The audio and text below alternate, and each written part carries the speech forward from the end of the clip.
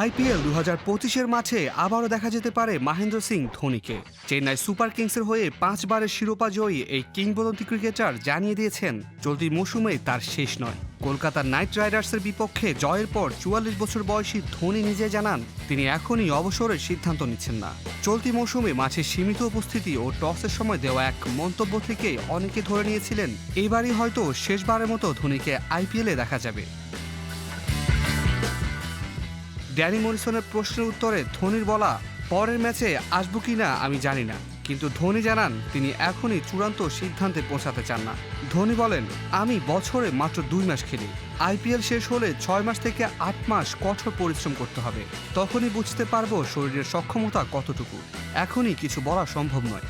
চোট ও হাঁটু সমস্যার কারণে ধোনি পুরোপুরি ফিট না থেকেও খেলেছেন গত ২-৩ মৌসুম ধরে। বেশিরভাগ ম্যাচেই তাকে দেখা গেছে ৮ বা ৯ নম্বরে ব্যাট করতে, যা তার অগণিত সমর্থকদের জন্য সন্তোষজনক হয়নি। দলের কোচ স্টিফেন ফ্লেমিংও স্বীকার করেছেন হাঁটুর সমস্যার কারণে ধোনি আর দীর্ঘ সময় ব্যাট করতে পারেন না। তবু ধোনির মাঠে উপস্থিতি, কারিশমা ও নেতৃত্বের প্রভাব অম্লান।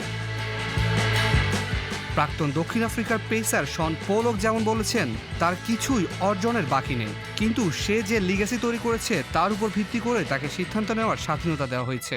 এবারের আইপিএলে ১২ ইনিংসে ধোনির সংগ্রহ মাত্র ১৮০ রান, যার বেশিরভাগই এসেছে দলের পরাজয় প্রায় নিশ্চিত হওয়ার পর।